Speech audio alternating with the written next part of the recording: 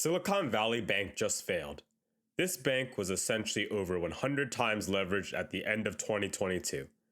How was this missed by analysts? This should have been obvious. Let's review how Silicon Valley Bank became insolvent.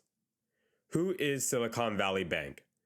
Silicon Valley Bank is a commercial bank that specializes in providing financial services to technology companies, venture capitalists, and private equity firms. The bank is relatively new, founded in 1983, and is headquartered in Santa Clara, California.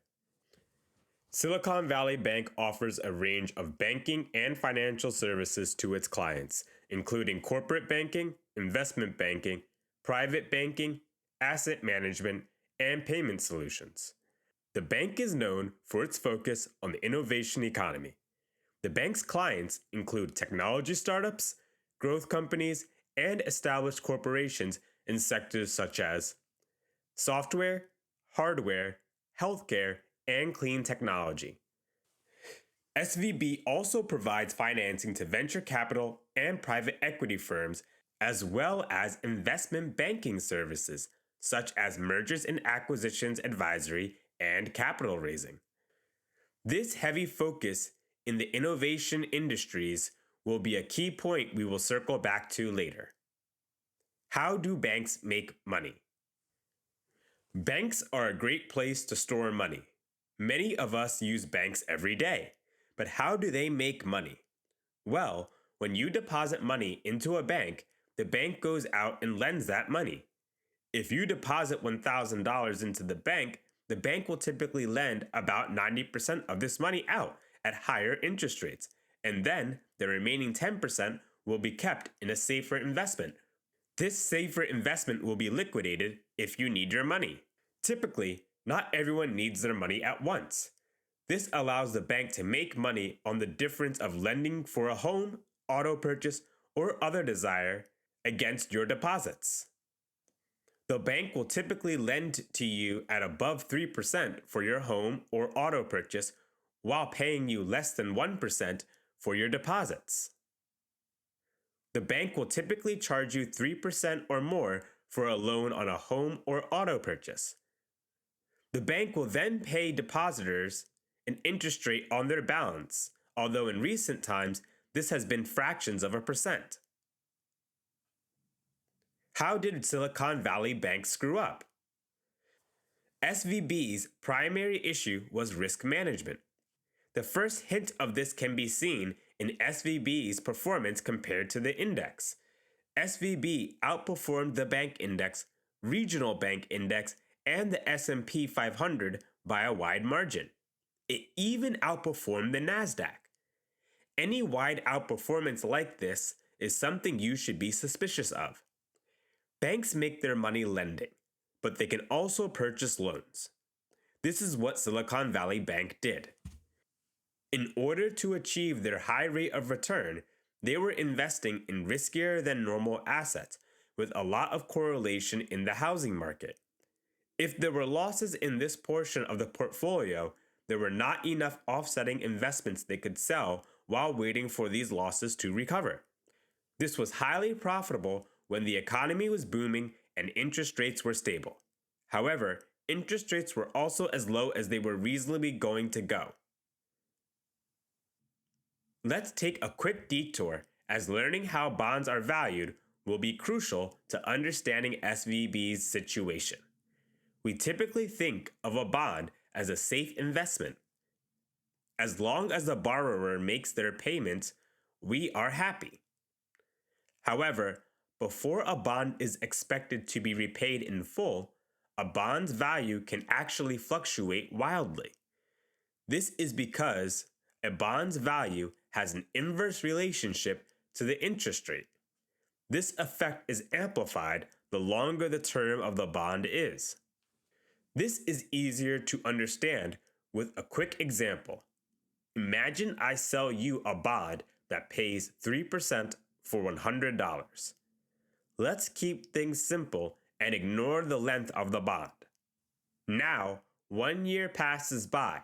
Interest rates have gone up, and you can buy a bond that pays 4% for $100. The 3% bond I purchased for $100 is now no longer as valuable as the 4% bond I can purchase for $100 now. This causes the value of my bond to fall in value, because why would anyone pay $100 for my 3% bond when a 4% bond is able to be purchased for $100 now? During the pandemic, SVB's portfolio actually saw gains due to interest rates being lowered by the central bank to save the economy. The central bank lowered interest rates to zero during the pandemic in order to allow companies to borrow at very low interest rates and weather the lack of economic activity. Zero is as low as you would expect interest rates to reasonably go. However, SVB's deposit base continued to grow at this time at breakneck speeds. As they grew, Silicon Valley Bank invested that money into bonds. Because interest rates were at their lowest, Silicon Valley Bank bought bonds when they were at their highest value. What initiated the downfall? I've heard a lot of narratives about why the bank collapsed, but I believe in looking at the financials first. It seems many commentators have not done this. While the narratives they have pushed are not necessarily wrong, a more complete picture is understood when you read the financials. The December 2022 report explains that this collapse was in fact coming, and it should not come as a surprise that the collapse came soon after the financials were released. Starting with the cash balance, we can see that the difference between cash balances between 2021 and 2022 is minimal, which raises no red flags at first glance. However, when we look further down the balance sheet, we can see this cash position is actually fully bolstered by short-term borrowing. This company actually had no room to operate at all. Digging deeper into this, we can see that there was a decline of deposits of $16 billion that needed to be bolstered. We can see that the cost basis of investments fell, indicating investments were being sold to meet this liquidity need, as well as a short-term borrowing. When we look at the mix of assets, we can see that non-interest-bearing demand deposits fell by $45 billion between 2021 and 2022. This should dispel the notion that a bank run was caused by Peter Thiel, as deposits were already fleeing the bank during 2022, even as the bank desperately tried to attract interest-bearing deposits. I went further and pulled the quarterly financials, and you can see this was happening throughout the year. Understanding why these deposits fled the bank is how we will understand Silicon Valley Bank's demise. This all started with inflation. The central bank raised interest rates to fight inflation. Due to how high inflation was, this caused the central banks to raise interest rates very fast. Earlier, we explained how this bank caters to sophisticated financial players. These customers are not stupid. As the central bank raised interest rates from the 0% pandemic lows, customers wanted to capture this return. This caused the non-interest-bearing demand deposits to drop $45 billion as those assets looked for better yields. Here, you can see these outflows were occurring throughout the year. Silicon Valley Bank was not able to offer a higher interest rate yield because they already had invested their customer deposits in held-to-maturity assets. While short-term treasury bills pay more than 4%, their portfolio only paid 1.6%. Their sophisticated client base moved their assets to items like U.S. short-term treasuries to capture this yield.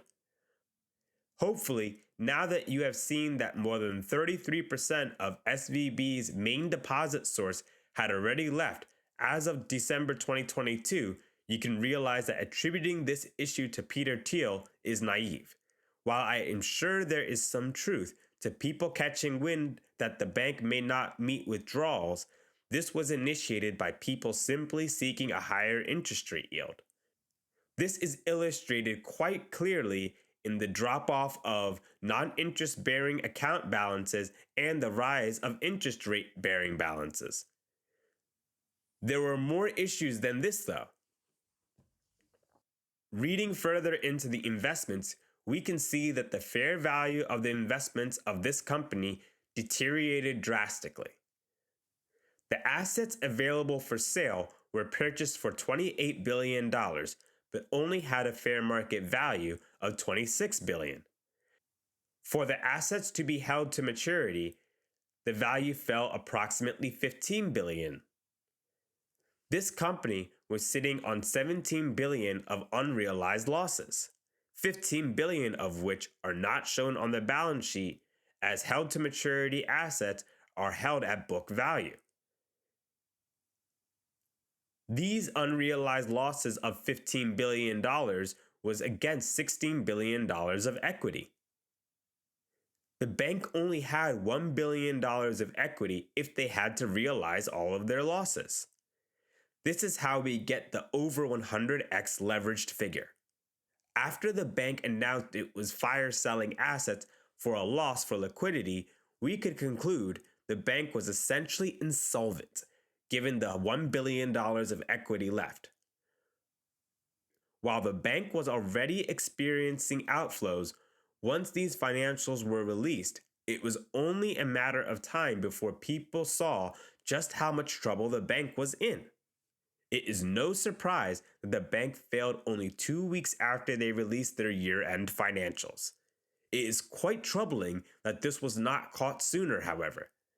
I hope what I have shown you was not too complex to understand, and thus we must wonder why the so-called experts did not catch it sooner.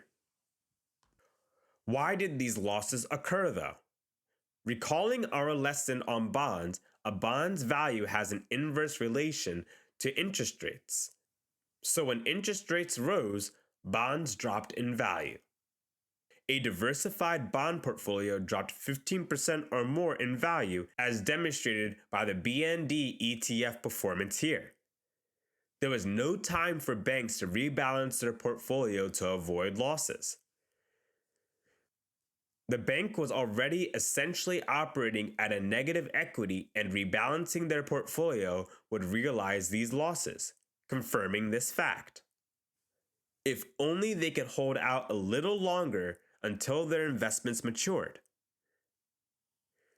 The bank borrowed cash to meet withdrawals on a $170 billion deposit portfolio, but essentially had no way out. Only 7% of depositors needed to withdraw money before the bank needed to liquidate assets at a loss. The bank did try to fire sale their portfolio. However, when you know a person has to sell, you have leverage to get a very good price and not the fair market value. This meant the magnitude of losses would be larger than the fair market value implied, and it was clear the bank was insolvent. They also tried to raise additional capital, but who wants to buy into a failing bank? Silicon Valley Bank was not able to offer a higher interest rate yield to keep its customers because its investment loan portfolio had an average yield of 1.6%. Therefore, they could not afford to pay their depositors more than 4% when they were earning less than that. Conclusion. This situation we just laid out could actually apply to a lot of banks. If depositors decide to seek higher interest rates, it could cause liquidity crises at other banks. Depositors are typically very sticky with their bank. However, we also have never had the central bank move interest rates so quickly. While I personally do not believe depositors will switch banks or move funds for higher interest rates, there may be specific banks where enough depositors do move. I believe, however, that the main takeaway from this is that you will need to do your own due diligence. As I dug even further into the numbers for this, I noticed that if they had realized all losses, the equity was actually negative as of Q3. Hopefully, you did as well from my graphs. These numbers are pulled from the literal first pages of the quarterly financials. If analysts aren't noticing red flags from a balance sheet on page 4, what else are they missing? We need to stop placing faith in institutional analysts to sound the alarm. As we saw with Silicon Valley Bank, only a small percentage of depositors had to pull their funds before the bank was insolvent. How many other banks are in this situation? Are you seeing such developments? What did I get wrong? Let me know in the comments. Bye.